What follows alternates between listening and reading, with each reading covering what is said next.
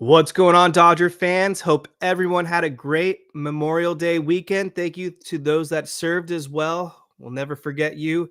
Your Los Angeles Dodgers are coming off a win, much needed after a rough series against the New York Mets. We'll get into that.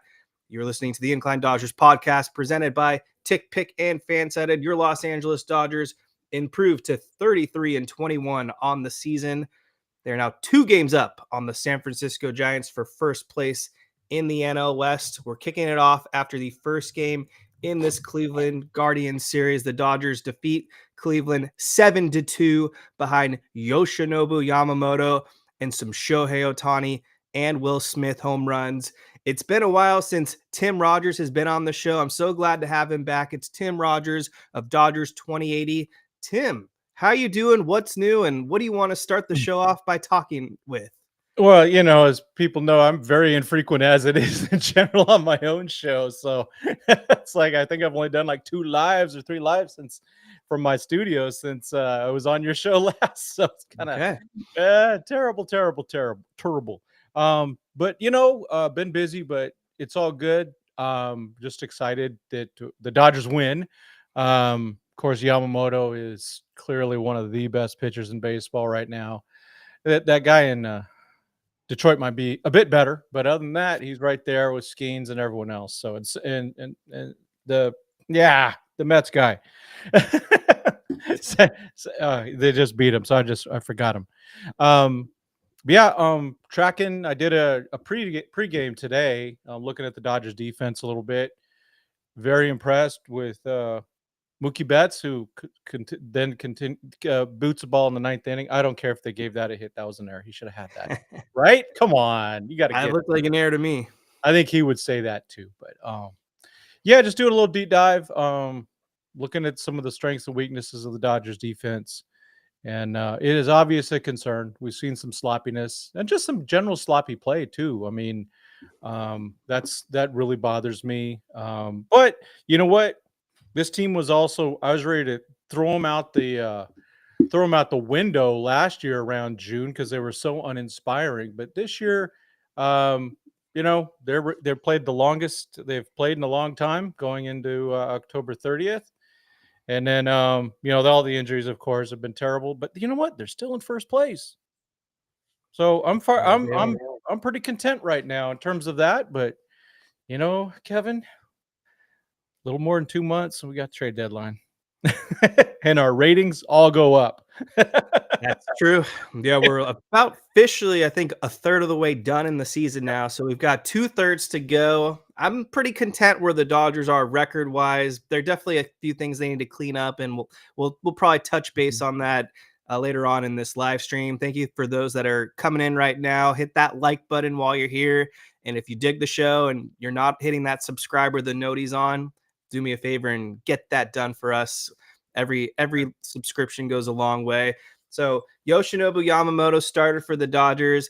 At this point in his career, he's basically established himself as that guy. When the Dodgers need a win, they're in a little bit of a losing streak, they drop a game or two, you turn to Yoshinobu Yamamoto in the rotation, and pretty much start after start, you can count on him to get the Dodgers the win, or at the very least, keep them in the game. And that's what he did today. Just 2 runs across 6 innings, I believe 7 strikeouts.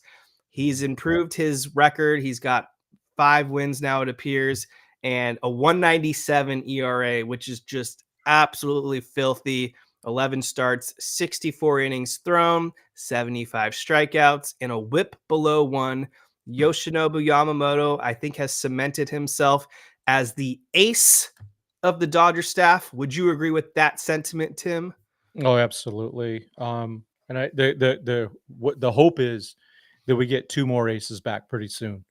At least, well, I don't even care about pretty soon. I just care about, I want to see Blake Snell coming around, mid-June and dominate like he has the last few second half of the season. And then we just hope that Glasnow can be healthy. They just have to be real careful. One of the things I was happy with today, I was taking a quick look. Yamamoto only threw 88 pitches. My initial reaction was, why are you bringing in Vesia? It's about October. We don't need Yamamoto throwing 100 pitches every game. Yeah. I thought they overextended him last game, and I really don't like taking him out of the Friday spot. Um, is what it is. I'm not in charge yet, but yeah, just he's holding it together for this team, and we're getting some starts here and there from May's been inconsistent, and Gonzalez is just still coming around, but they're trying to hold it down. And then we got Kirsch on. We got D May tomorrow, and then Kirsch. Isn't it crazy? He's kind of the afterthought. One of the greatest pitchers of all time is an afterthought. It's insane. It's a good feeling though. It's true. Yeah. I mean, I'm hoping we have these difficult conversations in a month or so when we're arguing, do the Dodgers need to squeeze Kershaw out of the rotation? But Right. that will remain to be seen if we can get these guys back healthy with Snell, Glass, now Otani, Sasaki. But we still got a long way to go. And we've got a number of these guys that are trying to make a comeback. Sasaki is Yep. about to start ramping up his throwing. We saw Glass now and Snell playing some catch. And of course, let's move to Shohei Ohtani. I think that's the Yeah. perfect segue. First, the typical Shohei Ohtani fashion, hit his 19th home run today, a leadoff home run off Gavin Williams, absolutely obliterated that baseball. He reclaims the lead in all of Major League Baseball now, only player at this moment in time with 19 home runs. Add the 33 RBIs, 11 stolen bases, and just a ridiculous amount of runs scored. He's scored 57 runs, which when you kind of look at it in a vacuum, I would think Ohtani would have maybe the 57 RBIs instead of 57 runs scored. But 33 RBIs is a little bit surprising. I know that a lot of that can be attributed to the bottom of the Dodgers lineup kind of being a black hole for a good chunk of this season early on. Yeah. I'm sure Ohtani will get closer to 100 RBIs when it's all said and done. But yeah, I mean, his swing looks good. Back-to-back days now where he's had a leadoff home run, and he's just doing Ohtani-like things. Yeah, and it was good to see the Dodgers actually scored after his home run today. Yesterday's game was like, oh my gosh, it fell apart so fast in that first inning.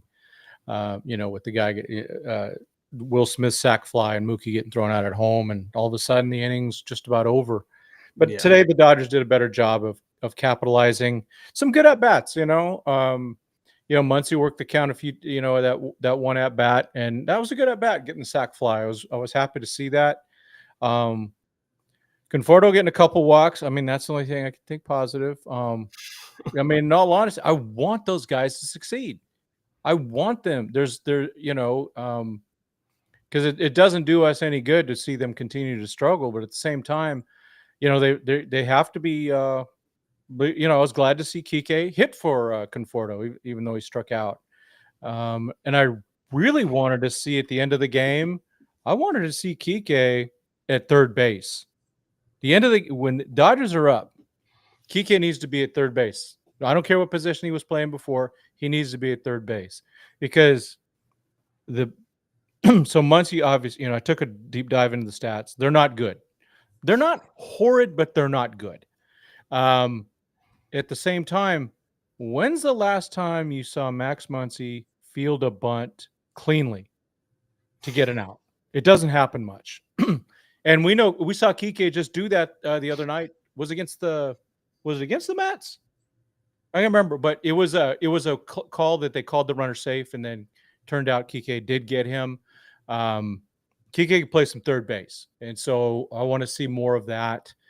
I think just having Diamondbacks bunted a lot of times against the Dodgers. And we saw some attempts. We've seen more attempts that they're going to. Why not? When they play the Padres, they're going to bunt 5 times a game, and like they used to do with JT at third, because they knew he couldn't cover, and they're going to do the same thing. So they're going to have to figure that one out. I think Max needs to go for a walk with me. I'm just being honest. As a dude that struggles with the weight, I get it. And he looked better last year. He's got to get back into it a little bit this year. It's tough to bend over when you got that extra padding up front. I'm speaking from facts and from life experiences, but and then Conforto, just good to see him out. took a couple walks. That's good, but still, he's just not hitting those like center fastballs. He's just not hitting them. I don't know. Does he need to go to the same eye doctor and stuff? I don't know. Just something is not right with him. Last year he was super good away from I'm going to just say Candlestick because I really don't care. I had no respect for that team. But he did really well outside of Candlestick. And so the fact that he did that, you think, oh, there's something there, but something's off. And maybe it's just, but I was thinking it's the pressure. He was good in New York. There's more pressure in New York than Los Angeles. So something's off with him. He's got 2 months. Yeah, I want to go back to Max Muncy. Clearly, he's been kind of the weak link on the defensive end for the Dodgers, up to 8 errors, which leads the teams. You look at his baseball savant, the advanced metrics, they all indicate he's a pretty poor defensive third baseman, bottom 3 probably in all of baseball at this point. And you mentioned like attacking him with the bunting, a team that we haven't even seen yet. You just talked about their stadium, their old stadium. And it just doesn't feel kosher that the Dodgers and Giants haven't even played a game yet. And we're essentially in the month of June at this point. Jung-Ho Lee feels like a player that's going to slap the ball a lot towards Max Muncy and put some pressure on him to field it cleanly. So the bat is picking up to Max Muncy's credit. It's getting back to the Max Muncy numbers. But if he's going to be a liability on defense, I mean, he's basically on pace for 24 errors this season at the rate he's going. You could argue he probably lost them the game the other night. Well, the offense didn't show up, but on the pitching side, when he gave up that error to Juan Soto, that set the table and put Landon Knack in a bad position to serve up a 2-run home run to Pete Alonso. They would have been out of the inning, and Pete Alonso would have flipped the lineup card over in the next inning. And, you never know what happens, but those 2 runs were on Muncy at that point in the game. So yeah, I don't really have anything else to say about Max Muncy except clean up your act, but I'm getting a little frustrated with him. But I'll going back to Shohei Ohtani now. So we've been waiting for this. We finally got the good news. We finally got the footage. The paparazzi mobbed Citi Field to watch Shohei Ohtani face live hitters for the first time in well over a year. And you got so many different camera angles, people just at all corners of the ballpark. So credit to them giving us the good footage. But we saw and we heard that Shohei Ohtani was topping out between 96 and 97 miles per hour in his live outing against some Dodgers. I know JT Watkins, the on-field coordinator, was one of the guys, and then he faced Hye-Sung Kim as well. I'm trying to remember exactly how many pitches he threw. I want to say it was about 30 something, 34, 35 maybe. I can't remember the third batter too. There was a third batter, and I'm just blanking. Was it rushing? I honestly, I don't even recall. Yeah. But needless to say, Shohei Ohtani looked really good in some of those clips. The ball was moving all over the place. He was throwing some secondary pitches as well, not just the fastball. So this is a good step forward for Shohei Ohtani taking the mound for the first time in a Dodgers uniform. My expectations, and I've been saying this pretty much since the start of the season now, I think around the trade deadline is best case scenario for Ohtani to take the ball and actually start games for the Dodgers. Yeah, I mean, I agree because first of all, it is about October. And second of all, they are stretching him out to be a starter without doing rehab starts. So, is rushing Kim at a bench coach. Yeah. Thanks, MWG. Yeah, I thought it was rushing. So that's the thing is you've got it's going to take a while to get there with that. But we really want that 6-man rotation because it also gives us 14 pitchers. With the 6-man rotation, we still get to have 8 guys in the bullpen. That is a huge advantage. This goes all the way into the postseason. You cannot. That's just awesome. So I think as much as I think we all are just dying to see him on the mound, and sometimes I forget. I literally forget that Shohei Ohtani is a pitcher because he's, you see him do amazing things on the field. or at least in the batter's box. And then to go, oh yeah, he pitches, and he's not a good pitcher. He's a great pitcher. He's a top 10 pitcher when he's on the mound and healthy. And so, um, it's about lining up for then, and surviving this. Someone had put out the tweet about this awful tough stretch coming up. Well, they're already in it.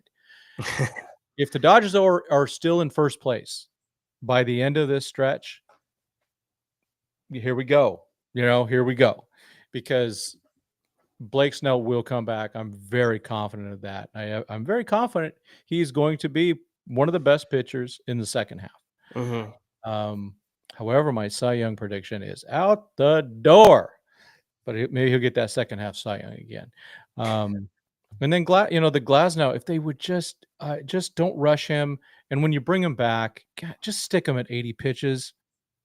You can't do this stuff that they go, oh well, we're gonna let him get 14 strikeouts and throw 110 pitches or something. You can't do that to this guy. There's a reason. I mean, you just can't. That's why he can throw only he threw 130 last year, and of course none in September or October. And that just can't happen. So we need Tyler Glasnow in the postseason. I just want to see it, because he is. I mean, let's be honest. We've seen these guys over the last few years. Between Yamamoto, Snell, Glasnow, and Ohtani. You line those guys up for the playoffs, and they're all set and they're fresh. Oh my gosh. Yeah. Yeah, right. And this is why I'm not complaining. This is why I'm not complaining about them taking their time with, especially Glasnow. Like, he doesn't need to be pitching in May or June. Like, exactly. Dial him up, treat it like it's the 2020 season. To be honest, I feel like that was actually kind of what was a big advantage for the Dodgers when you had Kershaw and Buehler and Gonsolin, May, etc. They didn't have to make a lot of starts, and you kind of were in the heat of the season come October. And Kershaw especially was pitching in a groove, and Buehler was pitching lights out. So kind of want to do the same with the Glasnow situation. 10 starts, 12 starts before October, and he should be in a good rhythm. We don't need him to really go more than that. Exactly. I think that's the key to this team. I mean, and the fact that this is a amazingly competitive division, even though the Diamondbacks are still around 500, a little over 500, we know how good they are. We know they got some talent. Corbin Burns, we got to him though. Teoscar Hernandez gets to him. But we know how good that guy is. And we know how good Gallen is, right? So Zach Gallen. I was ready to call him Blake Galen, but that's the Dodgers minor league hitting guy. But Zach Gallen's a good one, and I think he's coming up on free agency too. So he's got something to play for. And so they're a threat, and they've got all that speed on their team. And when the Dodgers are, got Max Muncy at third, they're going to use that speed. And that stupid catcher Moreno, man, 3 home runs this year, all against the Dodgers. Come on. True. Appreciate everyone tuning in. Hit that like button if you haven't yet. We'll take some questions as well if you want to drop them in the chat. We've got one from Justin Yamas tuning in from France at 3 a.m, local time for him. My biggest name to move at the deadline. He wants to hear our predictions. I've got a name. He's not going to the Dodgers, but I think it's kind of the chalk name. What about you, Tim? Anyone top of the tongue for you? I mostly focus on the Dodgers, right, with that stuff, but and I threw a couple names out today. I don't. One is Ryan Weathers with the Marlins, and the other one is Kyle Stowers with the Marlins. So Stowers played with my son, so I got by it. I want that guy on the Dodgers, but he's not even ARBA eligible yet. But I do know his agent, so that's a cool thing. But he. Can you imagine him in left field? Is he good? I honestly don't know too much about his game. 300 right now for the Marlins. Southern California guy, San Diego kid. But someone like that is what the Dodgers might end up doing. My chat mentioned it earlier today. I'm done with the whole Luis Robert trade stuff. Yeah. he's not that he has a lot of talent, but he hasn't put it together, and he always breaks. So he fits perfect with the Dodgers with that thing. But I just I we have Pages has turned himself. I mean, we chatted about it briefly, on our Insta. You asked me, hey, what do you think of Pages' prospect? The way he was going, because he just had a bad game defensively, and was doing base running mistakes. It looks like the defense has healed itself. The base running, still a little bit of an issue, but I think we have a center fielder now. Yeah. So I'm pleased with that. Even though he's still looking at his stats, he's way better than Wright. And Teoscar's defensive numbers, I was shocked how bad they were. I mean, It's he's worse, and Conforto's are not that good. So if Conforto doesn't work out, you have flexibility to put Teo back in left, and it means you can go trade for any outfielder, mhm. and and then move guys around. Yeah, my opinion, unless there's an injury, I don't think the Dodgers are going to trade for a major league position player at the deadline. I think they're Yeah, pretty set. I mean, they had to get rid of guys. Chris Taylor, for example, who is now part of the Los Angeles Angels. In case you missed that update, he's playing center field for them this evening. So Chris yeah. Taylor, not leaving Southern California, gets to enjoy the life still out there, and he's now part of the Angels. But anyways, so to answer the question, I don't think this guy's going to the Dodgers, but I think the biggest name that will get moved at the deadline is Sandy Alcantara. Mm, mhm. He's not having a good season by any means, but he is a former Cy Young Award winner. Therefore, he would be the biggest name, I guess you could say, on paper. But a team that needs pitching, whether it's the Mets or the Yankees or even Boston, one of those teams that are just kind of looking for a starter, I could see them going for Alcantara. The Dodgers, I could see us maybe adding a relief pitcher or maybe a back end starter.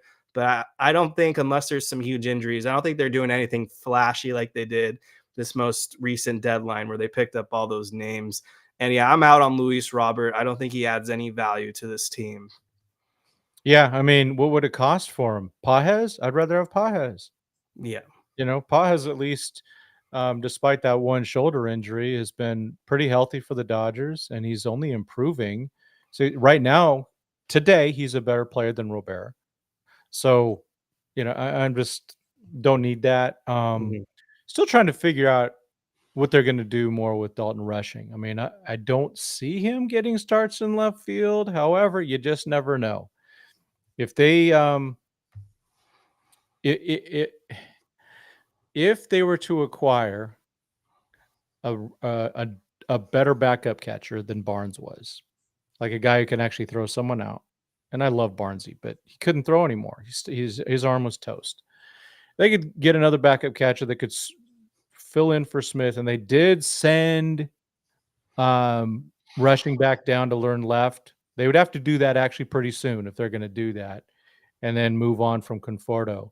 Um, but I don't, there's no indication that they're doing that. And so, folks, I'm not saying anything that's a news. I'm just speculating in my own head.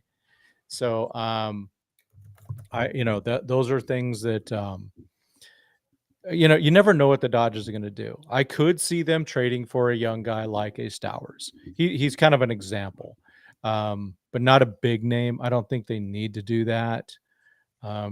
However, if someone's out there, they will be in on, that's a big name that they think will really help their team. They will be in on them. Yeah, they might just wait till Kyle Tucker, based off some recent reports. If no one's willing to pay Kyle Tucker, they might just leave that vacancy in the outfield for the offseason and just bolster an already a good lineup. Yeah. That's my opinion. Yeah. I think they'll do whatever it takes to win this year.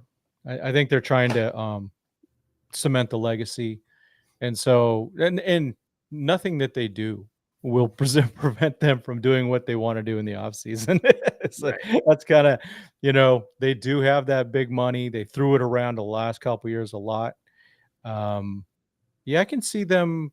I mean, I don't see them going. Let's say it's a free agent guy.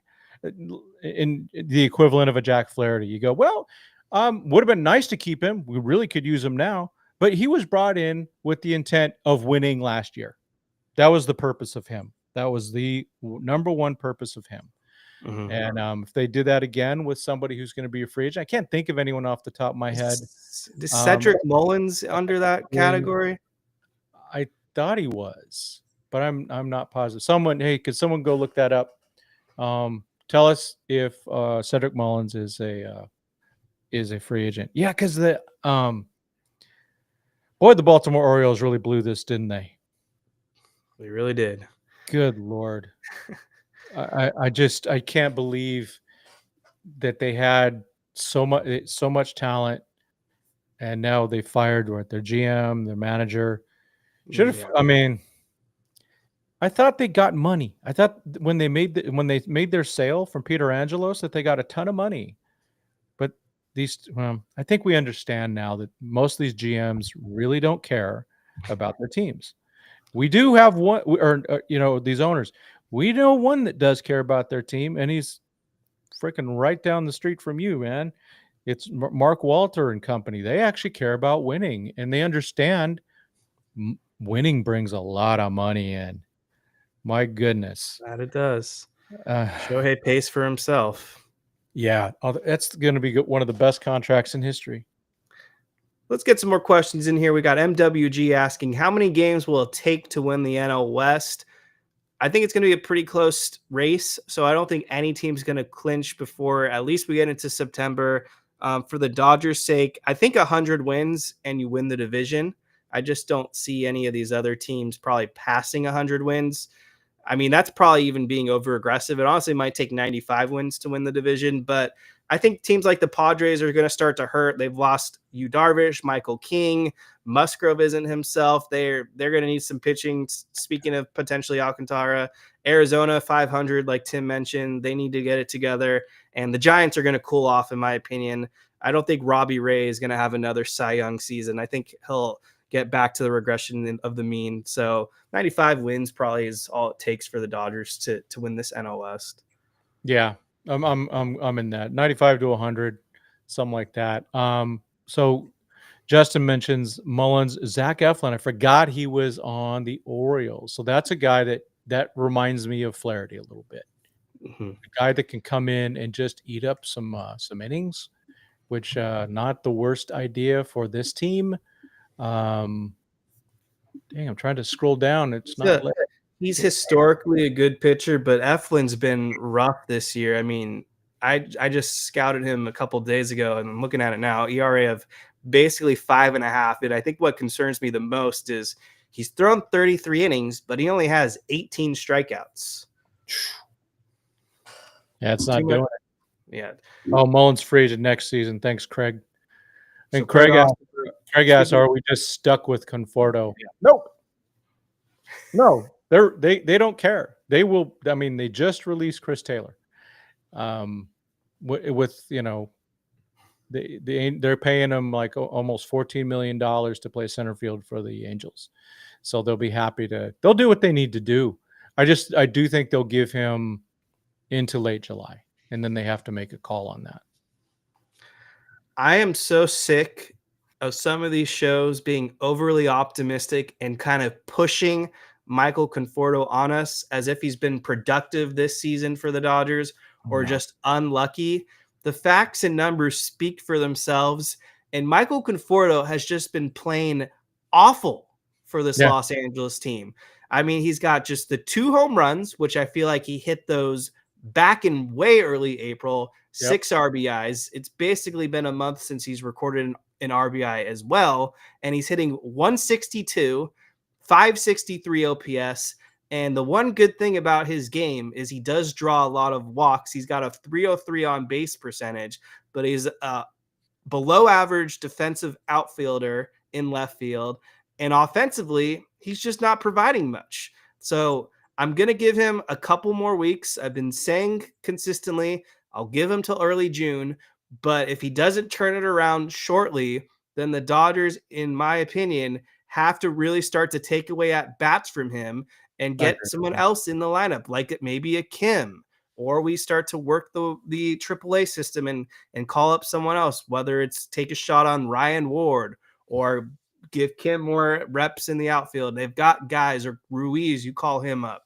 There are options out there other than Michael Conforto. So far, it just looks like it's been a bad signing. They can afford to have one or two bad contracts on the books.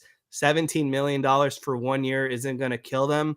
But my goodness, Michael Conforto has been the biggest disappointment by far this point in time for the Dodgers. Yeah, and I am surprised, but it is what it is. The numbers don't lie.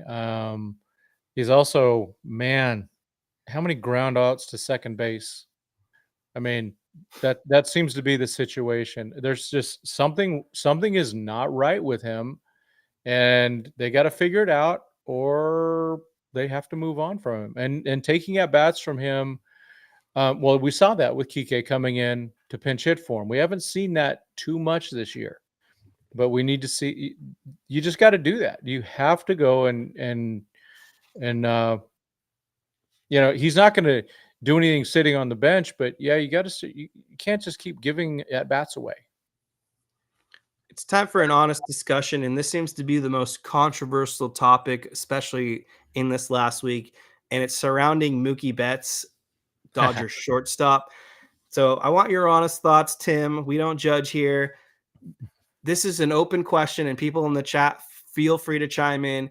Is playing shortstop making an impact and taking a toll on Mookie Betts's offense in 2025? And to give you guys context, Mookie Betts is hitting 258 with a 338 on base, a 752 OPS, which is basically the lowest he's ever had in his career. The 8 home runs, 31 RBIs, and a weighted runs created plus of probably about 115 right now because he went 1 for 5 today. So I imagine his WRC plus probably went from 116 to 115 if I had to guess. Yeah, I said it all off season that before they said for sure, I wanted Edman at short. Flat out, I wanted Edman for the reasons you're talking about. However, what I'm going to also a little reminder, Mookie lost about 35 pounds really fast, and a lot of that's probably muscle. Because guess what? Unlike me, he's mostly muscle. So losing that weight did not help him. I love him at second base. I think that is the position for him. However, I don't think he's a Gold Glove outfielder anymore. His foot speed is down. It was mentioned that Muncie's even faster than him, which is kind of scary. But technically, in right field, we saw him all postseason make perfect plays. Yep. Taking the right angle, reading the carom, getting his body in a position to pick up the ball correctly and throw the ball as efficiently as possible to make everything out there was perfect. And he's been playing a good shortstop. I looked it up. He's doing well. He's above average. Yeah. But it's weird. I still am trying to figure out the whole, did Mookie approach them as hey, I want to prove myself? Or did the Dodgers go, hey, Mookie, you do this? Because, like I said, I'm all in on Edman being the shortstop. With Miggy Rowe filling in until if they move Mookie off short, the depth goes down a little bit more. So they probably need to keep Miggy Rowe around. But you got Edman and Kim. Kim, I'm not sold on it short yet. And they haven't played him enough there. Even in the minors. So let's talk about the minors just for a second because it's related to this. So a lot of us have gone, hey, we'd really like to see Freeland play more third. He's only played 10 games at third down there. And then with Kim, when he did play short down there, he was bad. That's where he had his issues. And we've seen Kim struggle in center a little bit because he's only played a few games there in his whole freaking life. So, it's kind of like when people got all on Gavin Lux because he couldn't play the outfield. Well, he never played it before. What do you expect? It's like, yeah, it's just Yeah. crazy, But I love Mookie. I think Mookie at short, or not short, at second is the right call. That's what I wanted all off season, but they did something, and I don't know if that's going to change unless, just talking about it with you. Maybe he's proved he can do it, and he's happy now that he knows that he can be an above average shortstop and play I baseball there. But yeah. he's not positioned to go. So for a 32-and-a-half-year-old guy to start playing. Oh, no doubt about it. And I agree with you. First of all, I think Mookie's probably the one that approached them because I don't think the Dodgers felt like they were ride or die and having to have Mookie play short. So that moves to the next point. It's like, okay, Mookie Betts, you proved you're arguably an elite defensive shortstop. You've proven your point. Now let's have you move to a position that's going to take less of a toll on you so we can get that bat back. Because honestly, in my opinion, Mookie Betts' bat is the most important factor in his game. When he is Mookie Betts, the hitter that we all know, he's a top 5 hitter in the sport on an annual basis. I mean, he's not going to be the 2018 Mookie Betts or even the 2024 or 23 Mookie Betts, but there were some seasons where he was neck and neck with Mike Trout as arguably the best hitter in baseball. And he's not that old. I mean, he's only 32. So it's hard for me to really believe that he could regress this much as a hitter unless his emphasis and his sights have just kind of focused more to shortstop and he wanted to perfect that and took a little less time in the batting cage in working on the hitting fundamentals and instead put more emphasis and focus on perfecting playing shortstop, and he's proven his point. Now go back to second base. I think that is probably the right move for him, or even right field if we want to get crazy here, but I don't think that's a must. But yeah, Mookie Betts probably should go to second base because I want to see that offense start to pick up. What's beautiful with Andy Pages is he's an elite right fielder, and he's proven that he's a pretty good center fielder. So I think Teoscar probably should go to left field if we're going to move off Conforto eventually. I don't feel that good with Teoscar in right field. And I think you mentioned it earlier as well. The advanced stats suggest that he's a horrendous defender in right field. He has a good arm, but defensively, he's kind of a liability out there. So you get Teoscar to left. You put Pages in center or right, and then you figure it out, I guess, with the other corner outfielder. Yeah, but I don't want to discount the weight loss. I mean, losing that much muscle. You lose 35 pounds in 2 weeks. That's almost all muscle. So that's an issue, I think. And so even if you move back to second, I'm not confident, or to right, I'm not confident that you get that back. However, no one works harder than Mookie. Everyone knows that. He's out there all the time working hard. Good for him. But is he really, again, physically, is he getting what he needs to build that muscle back? I mean, losing muscle sucks. And it doesn't come back all of a sudden. And so I don't know. We might have a degraded Mookie the whole year. I don't know, without an off season. However, remember last year he missed 2 months. Remember in October he was really freaking good in October. I think that him getting some time off somehow would be a good thing. Put him on the IL for a couple weeks, let him get back together. Maybe that's when he moves back to the position like he did last year, right? He went back to right because they were set.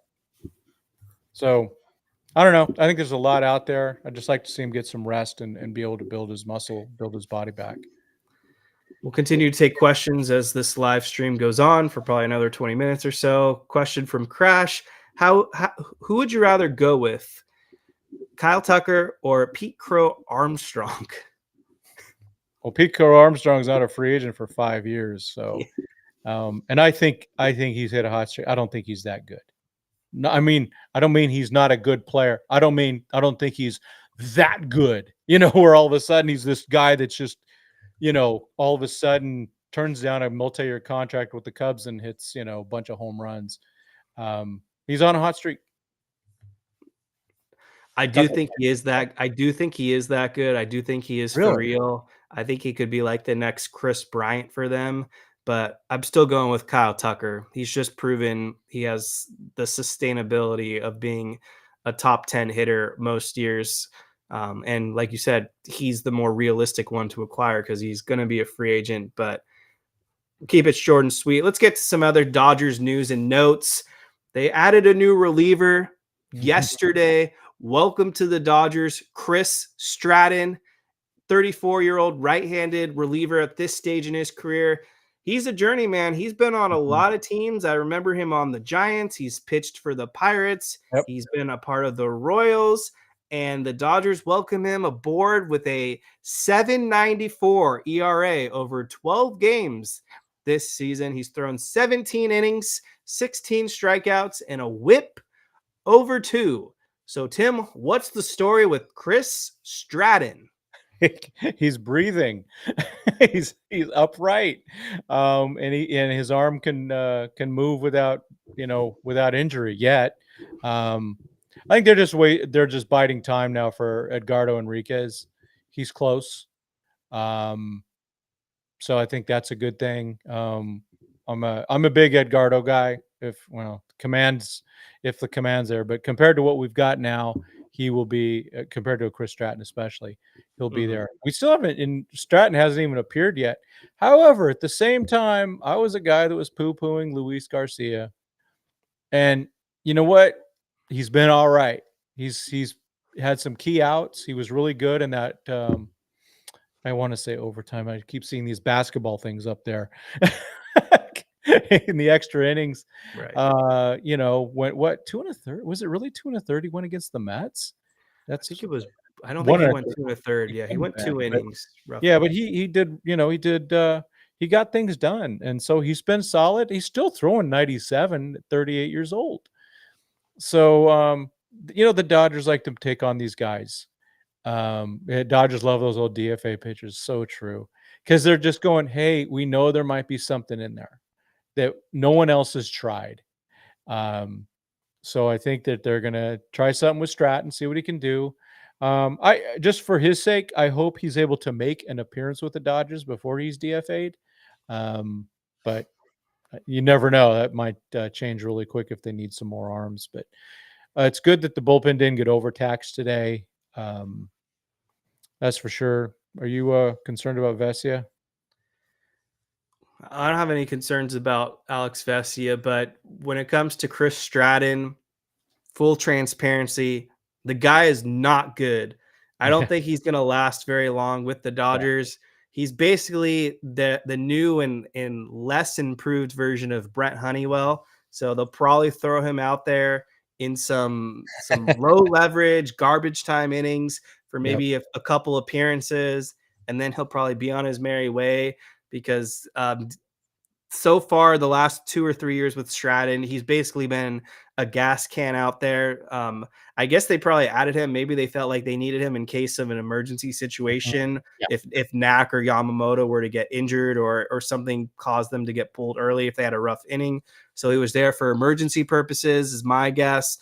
They experimented with Bobby Miller coming out of the bullpen. I actually like seeing that. I want to see a little bit more of Bobby Miller maybe out of the pen because I don't think he has much of a role as a starter at the big league level for the Dodgers at this point in time for this season. I would call that maybe a lost cause. But the only good news that came with the signing of Chris Stratton was we can all pop the champagne in late May because they DFA'd JP Fireeisen. That was the big reward because JP Fireeisen, they gave him 2 Mm. chances with the Dodgers. So I guess if they win again this season, he'll get 2 World Series rings, one Yeah. for last year and one for this year, because he's up there now on my whiteboard of worst Dodgers relievers of all time. He was a disaster. He really was. I mean, he was a guy they signed after 2022 when the Rays said, "Hey, we're not going to wait for this guy," but he'd been really good with them. But um, oh, I'm seeing stuff. Okay, it's like, is it real? But he was really good, but shoulder injury got him, and he's not he's not the same guy. Or, the league figured him out. He wasn't a guy coming in throwing 100 miles an hour, that's for sure. So, yeah, rest in peace on his Dodger career. Um, but, don't be surprised if he ends up on OKC somehow. Just because, well, just because one of those things, it's where you just go, hey, we need depth, and that's all they are. These are depth guys. But you can tell somehow the desperation sometimes when Doc actually brought Fireheisen in for a real situation in that one of those extra inning games. It didn't work out, but yeah, there's so much desperation right now for healthy arms, and also just going, and they have to count the cost to get these wins sometimes, to go, is it worth it in October? Like, I didn't think it was worth it I thought they overused Tanner Scott. He blew that first game against the Diamondbacks, and then then came in for the 10th inning. It's like, wait, what? And then he pitched the next day off, then he comes back. So basically 4 innings in 4 days for Tanner Scott is not a good thing. So I thought that was a mistake, but in general, they've avoided those and go, hey, we're willing to go with Luis Garcia instead of trying to get an extra inning out of a better guy. So that's the way the Dodgers played. I mean, we saw them basically give away 3 playoff games or postseason games. 2 against the Mets, 1 against the Yankees, because they go, we're not going to sell out for a game we're not too sure about. So yeah. Justin Yamas wants us to talk about Evan Phillips. I actually had Evan Phillips on my agenda, so we'll get to him right now. I'm just going to tie him with a current Dodgers pitcher, so this will go hand in hand. So on the bad news, it doesn't sound like it's a good outlook for Evan Phillips. We just got an update from Dave Roberts a day or two ago, and when you hear Dave Roberts say it doesn't look good and it's concerning, the next update's probably coming, where it's going to most likely be a long-term to potential season-ending surgery or injury for Evan Phillips. He's been pretty much hurt since the NLCS. If you remember, he couldn't pitch on the World Series roster, and he just wasn't right during spring training. And this is his second IL stint already in 2025. So I don't want to throw bad juju out there. I'm not too optimistic about Evan Phillips, but they say sometimes a loss leads to another opportunity. And it looks like Lou Trevino is running away now with his opportunity, a fresh, clean slate in a Dodgers uniform. And I know it's only been 3 appearances, but Lou Trevino, in all his outings so far, he's looked really good, actually. And he was in that mix too in that Mets extra innings game. He had some really tight, high leverage situations. I think he had a runner on third with less than 2 outs, and he got out of it himself. I'm buying Lou Trevino stock. I know this is way too early and jumping the gun, but I think he's here to stay. I think he could probably last the entire season. And I'm about to go out on a limb and compare him to this version. He's the 2025's Lou Trevino is the 2023 Ryan Brazier, another guy that they bring aboard. They make the cutter work. They make the sinker work. And you find yourself another dumpster dive reliever. You go all the way back to Brandon Morrow. I think Lou Trevino is the next guy that's part of the Dodgers Friedman reclamation projects to succeed. Yeah, I was happy to get him. I've always liked what I've seen from him. I just, when I've seen him on the telly, just the mechanics and the arm slot and everything like that. It's like, hey, I like this stuff. It's a different look. And that's always one of the things the Dodgers like to have is different looks. And the way that bullpen, when everyone's healthy, and if Trevino is that guy, and we're not going to have Phillips, when you go, hey, Trevino, and then you're going to have Kopech back, it's back to back. It sounds like now the question is he going back to back day to day? He's got to do those 2 days in a row. And then, Tanner Scott is a different look. Vesey is a different look. Jack Dreyer is a different look. Kirby Yates is, I'm glad he's getting a rest. They were overusing him, but he's got nasty stuff when he's getting the proper rest. just they're all it's a different look. And so those batters are, it's not, oh, we got this guy throwing heat, we got this guy throwing heat, we got this. No, everyone's bringing something different to the table, and I like to see that. And I really, Evan Phillips, such a good dude, and he's been really good for the Dodgers. He's been really for the first half of this decade, he's been their best relief pitcher overall. And it's a bummer that he's not going to. I agree. We know how the Dodgers work. He's only going to be out a couple games. Oh, he's going to be right off the injured list. Oh, we're probably, yeah, it's okay. He missed his throwing time. And then, then you see the thing. And now he's put on the injured list, the 60-day injured list, after Dr. Elatrosh has done his dirty work on him. It's classic. And that's probably the case with Evan Phillips. Yeah, and his buddy Tanner Scott, he's been kind of in a funk recently. Last 7 innings, he's got a 6.43 ERA. When it was the first game of that Mets series, the Dodgers had a 3-run lead, Yep. and Tanner Scott blew it to force extra innings. That was definitely frustrating. Where are you at with Tanner Scott? Are you concerned with him going in high leverage spots, or do you just think it's kind of one of those mid-season funks and he'll get out of it? No, I don't worry about him. It's the health. Again, just 3 games in 4 days was not a good call. Pitching, I'm a big pitch count guy. I'm a big up down guy. And Tanner Scott, I don't think it had many up downs at all. But again, that game against Arizona was the one. It's like he gave up that knock to Moreno, which, okay, it's Moreno, but then he comes back out for the next inning, and and really didn't have much. And then he comes back the next day, has a good outing, but all of a sudden, that's 3 innings in 2 days for a guy that's not used to that. And so the overwork, and I kind of understand it, but it also goes against the philosophy going, do we really have to win all these games? I believe in winning as many games as possible, but I don't want to give my best reliever, I don't want to hurt him. If I'm going to go and burn someone out, sorry, Luis Garcia, here you go. Sorry, Chris Stratton, here you go. JP Fireheisen, here you go. You're going to eat some innings. But I don't want to do that. Can't do that to Tanner Scott. But that's, the guy's got to step up. And Vesia has been less than last year.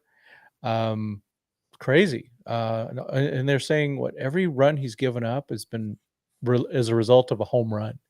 So he's got to keep that ball in the park. He keeps the ball in the park, he's going to be fine. But he's had this history of struggling and then locking it down. And we saw how great Alex Vesia was last year, especially in the postseason. He was really good in the postseason. Losing him against the Mets in the NLCS was, I thought, almost fatal, but they survived that. And no, he's turned the corner. He's got to keep the ball in the ballpark. He's just, something's a little off with him. But relievers, you got 1 inning. You got 1 inning to get it together. You don't get to go, I had a bad inning, now I'm going to go out for 5 more to get my stuff together. So I'm going to throw it out there right now for everyone tuning in. This will be the last call for questions. So if you have any questions or topics for me or Tim, drop them in the chat right now. There's just a couple quick topics I want to get to, and then we'll just round out the show with anything else we need to cover. First up, Tommy Edman. He's been kind of in a slump. His numbers have dropped to a 231 batting average, 279 on base percentage. That's been kind of underwhelming. I don't know if you can attribute it to the ankle injury and he's just not himself, but over those last 15 games, he is batting 160 with a 228 on base and a 280 slugging. So that's an OPS of barely above 500. Tommy Edman just has not looked like himself as of late, but I'm sure he'll get it going. I think he's just rusty and maybe dealing with that ankle injury, but I just wanted to point that out. And then on top of that, I think what was most frustrating in this most recent Mets series that they dropped 2 of the 3 games, you got to look at the big 3. Shohei Ohtani, Mookie Betts, and Freddie Freeman won a combined 6 for 36 in that series. That's a 167 batting average. And I believe of those three, only Shohei Ohtani went deep once. Yeah. Well, they deserve to lose 2 or 3. They just really deserve to lose 3 or 3 with that, right? I mean, those guys have to be better than that. Yeah, they're a little flat. I don't know. Maybe they're spending too much time touristy hopping in New York. I don't know. And it's a long season. That's the thing. It's a long season, and it's they've been dragging a little bit. Diamondbacks gave them some good games, and um, would they play 7 games against Diamondbacks, right? And what was it? Mm-hmm. Won 4 of 7. Was that what it was? It took Correct. 2 or 3 here and then split there. So that's not too bad. But it's just part of it. It's just part of the long, long season. Not ready to panic yet, but I do. You brought up the good points about Edman. I mean, I don't think he's 100%, and they didn't need to rush him back, No. but they did. Maybe I don't know. These guys are going to go. I'm good. I'm good. I'm good. They want to play. I'll go through some of these questions real quick. Craig Osterberg, how long is Blake Trinan out? I don't think we've had any true updates on Blake Trinan, but it sounds like he's heading for a 60-day IL stint. Just my guess. Due to the forearm injury. I thought he was already set on that. I thought he already had it for some reason. I might be wrong. Okay. I wouldn't trust my brain. You might be right. But BC asking, the real question is, can Freddie Freeman win MVP? Probably not if Ohtani pitches well. Yeah. I don't care. I just want to win World Series. I like this question. Should his son Kim play more? That comes from Cesare Borgia. Sorry if I butchered that wrong. What do you think, Tim? I want to see him play some more. I do. And someone mentioned it. I would like to see him play against some left-handed pitching. I was disappointed that they pinch hit Rojas for him today. It was just you're up by 4. What are you doing? That's the time to let him hit against the lefty. It's this history. I've back from even when the Dodgers in 2016, like his 3rd or 4th game of the year, the Dodgers sat Corey Seager against a left-hander. And they did it with Jock the year before. It didn't even give these guys a chance. Just go, no, you're sitting. And so I don't like seeing that with young guys. Let them prove they can't hit lefties, but I don't know. I'd like to see Kim get some opportunities. He brings that extra element of speed. He's got a lot of range. He's got to just make the right routine plays sometimes. He had another error today. They said it was hit hard. I don't care. He knows he should have got it. He knows it. But I like what he brings to the team. I like that. I like sometimes he'll take that contact vibe and try to put the bat on the ball. So I'm a fan. So I wanted to get to one more Dodgers pitcher, and then we'll take these final questions. Tony Gonsolin, curious where you're at with him. He looked really good against the Marlins. I mean, he had 9 and 8 strikeout performances, and then he looked pretty good against the Arizona Diamondbacks. But these most 2 recent outings, Tony Gonsolin has looked kind of underwhelming. He struggled against the Angels, and then he struggled against the Mets. For further context here, 9 innings, 8 earned runs in that span, just 7 strikeouts, and his season totals now, he's up to a 4.68 ERA, a whip of over 1.4, and the velocity has kind of started to drop off as well. He was throwing 96 at one point. Now he's down to 92, 93. He's there to eat innings, but I got to be honest. I know he's coming back from the Tommy John surgery. I'm a little underwhelmed with Tony Gonsolin. Those last 2 outings, I think, are more of a reflection of probably who he is as a pitcher at this point in his career. He's a guy that screams 6-man rotation. He really does. He always has. He's never been a guy that you can count on to get for durability. But he has moments. But then he just starts wearing out. I just don't think he's a guy that you can count on every 5 days. I think he does need the 6-man rotation. So I don't know. It's one of those things where he's going to have to keep adjusting. and try to figure it out. But yeah, he's at his best when he's throwing 95, 96. Yeah. When he's throwing 92, 93, even the Angels are going to hit home runs off him. So I think to make this fair, I think this is the last question of the night. So no name, getting your first question in here. Who are you most afraid of in the National League? Man, I don't like what we've done against the Mets or the Cubs. And we know about the Padres. I just have to go based on last year. I think I've told you this, probably I've shared it a few times. When the Dodgers were playing the Padres in that game 5, when the Dodgers were at bat, my heart rate was at 100. When the Padres were at bat, it was 120. So I'm going with Padres. There's something about those dudes. I don't think they're about World Series. I think they're about beating the Dodgers. And that happens when you have a guy like Manny Machado as your leader. He's a clown. We know that. But he's a talented clown. They have some talented clowns on that. Even though Profar's gone, very disappointed that he's gone.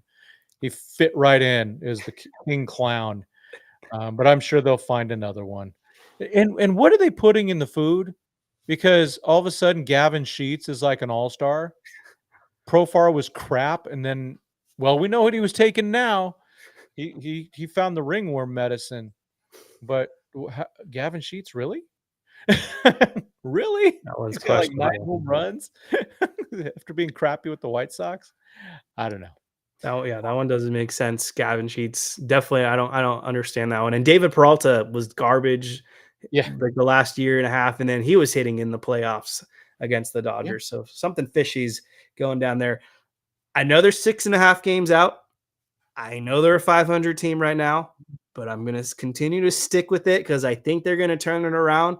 And I'll be happy to be wrong, but I'm still going with the Arizona Diamondbacks. Yeah. There's just something about them that I feel like they match up well against the Dodgers. Corbin Carroll kills us. He gets on base. He's fast. He can turn a single into a triple. That's how fast he is. Ketel Marte has had some really big games against the Dodgers this season. You referenced Gabriel Moreno earlier. All his home runs seem to be coming against the Dodgers. And even a guy like Josh Naylor and Eugenio Suarez, those are some big bats they have too. Corbin Burns overall has pitched well against the Dodgers, and they've got some depth in that rotation with Gallen and Merrill Kelly. So I think if the Dodgers and Diamondbacks match up in an NLDS, I do think it's going to go at least 4 games, if not 5, because I think it would just be one of those series where in a vacuum, in a short series, they're just going to battle it out. So I'm going to stick with Arizona. Phillies are close, but Aaron Nola has been very bad, which is why I'm not as high on them. But they've got some guys out there. Christopher Sanchez, I think he carved us up when we saw him. Zach Wheeler has just been a consistent top-of-the-line guy. He doesn't have the Cy Youngs to show for it, but Wheeler is good. And Ranger Suarez is another solid pitcher. Tim, appreciate you joining us tonight. Yeah, is there anything else you wanted to talk about real quick before we dip? No, man. That was really cool. Thanks for having me on. I totally appreciate it. It's always fun, man. It's always fun. We got talking ball, man. Awesome. Well, you can follow him on X. You know where to find Tim Rogers and follow his work, Dodgers 2080. And we'll be back in a few days. We're going to talk some Dodgers Yankees after this series concludes with the Guardians. And I just got an update from Jake Reiner. Chris Taylor struck out in his first at bat, so he fits right in. Make sure to follow the show on wherever you get your podcast, Apple, Spotify, Amazon, or if you're on YouTube, leave us a comment, hit that subscribe button. But everyone have